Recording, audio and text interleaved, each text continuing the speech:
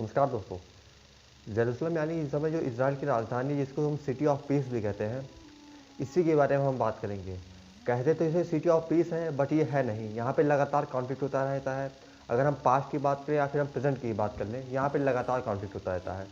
तो आज हम जेरूसलम की हिस्ट्री जानेंगे और साथ ही साथ ये भी जानेंगे कि क्यों आखिर इज़राइल और फ़लस्तीन के बीच में युद्ध क्यों हो रहा है, इसका हम मुख्य कारण जानेंगे। तो बिना किसी देरी के वीडियो को शुरू करते हैं। तो आपको बता दें, जो जेरूसलम है ये काफ़ी एक एंशियंट सिटी है। करीब करीब 4440 साल पहले या फिर उससे भी पहले ये सिटी का फॉर्मेशन हुआ। बीते कुछ सेंचुरीज से 3 मेनली रीजन इस जेरूसलम पे अपना कंट्रोल करने के लिए फाइट किए हैं। ये जो रिलीजन है इनका नाम है जुडिज़म है, क्रिश्चियन है, इस्लाम है।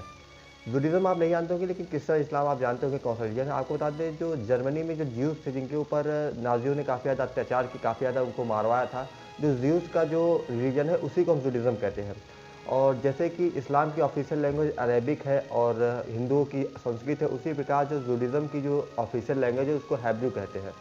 तो इसको आपको जानना था। अब आप आगे प्रोसीड करते हैं। तो आपको बता दें कि ये मेन 3 रीजन फाइट की। तो अब बात करते हैं कि ये फाइट क्यों की जेरूसलम के लिए, ऐसा इनको क्या खास है जेरूसलम में जो तीनों रिलीजन इसी सिटी पे अपने कंट्रोल करने के लिए फाइट करती हैं। तो इसी को हम समझाएंगे। तो अब शुरू करते हैं, जुडिज्म आखिर जेरूसलम के लिए क्यों फाइट करता है। दोस्तों, हैब्रू या फिर जो जुडिज्म की ऑफिशियल लैंग्वेज हैब्रू है, इसमें जेरूसलम को एक यारूशलेम कहा जाता है, जिसका मीनिंग होता है कि स्पिरिचुअल, एक आध्यात्मिक जगह ज्यूस के लिए। तो अगर हम सिंपल वे में कहें तो ये एक आध्यात्मिक, एक पवित्र जगह है ज्यूस के लिए, यहूदियों के लिए। तो अब बात करते हैं कि अरबियन या फिर मुस्लिम क्यों फाइट कर रहे हैं जेरूसलम पे अपना कंट्रोल करने के लिए। तो आपको बता दें, अरेबिक में जेरूसलम को अल क्वाद्स कहा जाता है। और यहाँ पे अल अल अक्सा मॉस्क है, जो कि आपको बता दें सबसे पवित्र जगह है। मक्का मदीना के बाद 3rd सबसे पवित्र जगह है मुस्लिम भाइयों के लिए। दोस्तों, लास्ट में बात करते हैं कि क्रिश्चियन जेरूसलम पे अपना कंट्रोल को करना चाहता है। तो आपको बता दें, जो इनकी होली बुक है बाइबल, वहाँ पे जो जेरूसलम है मेंशन है सैलेम की तरह। और सैलेम जो एक हैब्रू नेम है, जो कि इसके प्रेजेंट नेम में भी आता है। जेरूसलम में जो पीछे का सैलेम है वो वहीं से आया है। और साथ ही साथ आपको बता दें, जेरूसलम में ही द चर्च ऑफ सेपिकल है, जो कि वहीं पे आपको बता दें जो इनके गॉड है जीसस, वहीं पे उनके जो हाथ में कीला ठोका गया, फिर वहीं उनके दफन हुए और फिर वहीं से वो पुनर्जागृत हुए। इसके लिए भी काफ़ी महत्वपूर्ण जगह है, इसलिए जेरूसलम पे अपना कंट्रोल करना चाहते हैं। तो अगर हम सब देखें, कहीं ना कहीं ये जो जेरूसलम है एक ये सेंट्रल फैक्टर है जो तीनों, आपको बता दें, तीनों रीजन को एक करती है। और अगर आप थोड़ा और जानना चाहते हैं तो मैं आपको थोड़ा बता देता हूँ कि ये तीनों रीजन वैसे एक ही हैं। तीनों रीजन को अब्राहमिक रीजन भी कहते हैं। अब्राहमिक रीजन वो है जो इनके कॉमन एंसेस्टर है अब्राहम, वहीं से तीनों जो रिलीजन है आगे चल के फॉर्मेशन हुआ। आपको बता दें कि तीनों के होली बुक में जुडिज्म का जो होली बुक है वो तोरा है, और जो बाइबल है वो क्रिश्चियन का है, और जो कुरान है मुस्लिम भाइयों का है।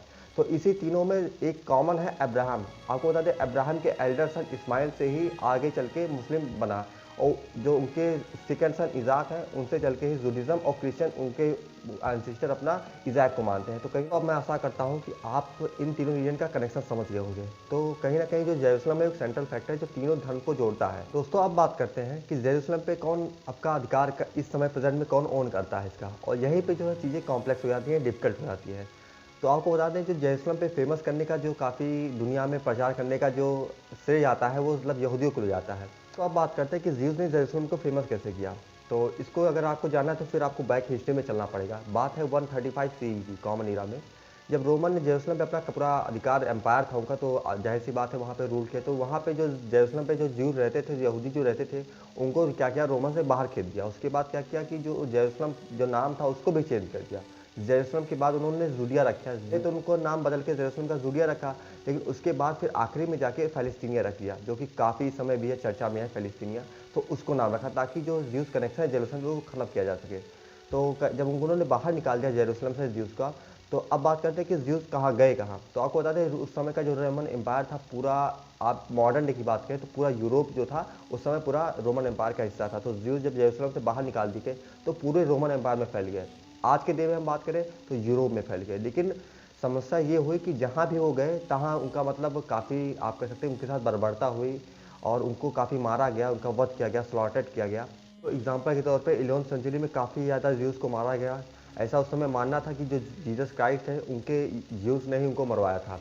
और सेकंड एग्जांपल मैं बताऊं कि 14वीं सेंचुरी में जो ब्लैक डेथ, जो एक महामारी फैली थी यूरोप में, आपको बता दें केवल यूरोप में इसने 20 करोड़ लोगों की केवल जान ले ली थी यूरोप में। तो आप सोचते हैं कितनी बड़ी महामारी थी। असल बात तो ये थी कि जो ब्लैक डेथ था वो रेड्स के द्वारा फैला गया, चूहों के द्वारा फैला गया। लेकिन उस समय मानना ये था कि ज्यूस ने ही फैलाया और ये एक साजिश है ताकि क्रिश्चियन को मरवाया जाए। तो ये जो ज्यूस के ऊपर अपराध हैं ये 19th सेंचुरी तक किया गया, उनको मारा गया। 19th सेंचुरी में क्या हुआ कि कुछ ज्यूस इकट्ठा हुए और जो लगातार ये जो परसिक्यूशन चल रहा था, वध चल रहा था ज्यूस का, इसको रोकने के लिए उन्होंने एक मूवमेंट बनाया, जिसको उन्होंने ज़ायनिज़्म कहा। और ज़ायनिज़्म जो आपको बता दें प्रेजेंट डे में जो इजराइल की आइडियोलॉजी है वो ज़ायनिज़्म है। तो ज़ायनिज़्म जो मूवमेंट था इसका 2 एम था कि जो लगातार जो अपराध हो रहे हैं इतने दिनों से, जो ज्यूस पे ऊपर हो रहा है, इसको ख़त्म किया जाए। और जो दूसरा इसका एम था कि जो रोमन ने बाहर निकाल दिया था ज्यूस को जेरूसलम से, उसको फिर ज्यूस वहाँ पे जाके इस्टेब्लिश्ड हो। और इनका साथ ही साथ ये भी डिमांड था कि जैसे चाइनीज़ लोगों को चाइना चाहिए, उसी तरह जो ज्यूज़ है इनको भी एक अपना स्टेट चाहिए। दोस्तों आपको बता दें इसी ज़ायनिज़्म मूवमेंट के कारण 1903 में एक मास इमिग्रेशन हुआ फ़लस्तीन की ओर। जो ज्यूस पीपल बाहर निकाल दिए गए थे रोमन के द्वारा, उन्होंने ज्यूस क्या किया, फिर जाके बसने लगे। आपको बता दें 1903 में 30,000 ज्यूस जाके इस्टेब्लिश हो गए फिर फ़लस्तीन में। और वही 1914 जस्ट वर्ल्ड वार के पहले 1914 में 40,000 ज्यूस जाके फिर इस्टेब्लिश हो गए फ़लस्तीन में। तो कहीं ना कहीं मास इमिग्रेशन हुआ इस मूवमेंट के कारण। उसके बाद क्या है, फर्स्ट वर्ल्ड वार आ गया। इसमें आप जानते हैं कि ऑटोमन जो एम्पायर है वो पूरा क्लोइड का खत्म हो गया। तो इससे वेस्ट एशिया पे क्या हुआ, उस समय ब्रिटिश का अधिकार हो गया। तो ब्रिटिश ने क्या किया कि ब्रिटिश ने पहले तो आने दिया ज्यूज़ को कि आके आने, लेकिन जब 1930 में जब टेंशन काफ़ी बढ़ गया तो फिर उन्होंने लिमिट करने लगा कि अब ज्यूज़ ना आए, क्योंकि टेंशन अरब और फ़लस्तीन ज्यूज़ के बीच में फ़लस्तीन में काफ़ी बढ़ गया था। तो 1930 में लिमिट करने लगे, लेकिन फिर वहीं से पूरी थिंग्स चेंज हो गई। उस समय आपको बता दें कि 1930 के बाद नाजीज़ का लगातार उदय होने लगा जर्मनी में। तो जर्मनी में क्या हुआ कि आपको बता दें, आप जानते होंगे कि 6 मिलियन ज्यूज़ को मरवा डाला गया। यहाँ पे भी परसिक्यूशन लगातार चला।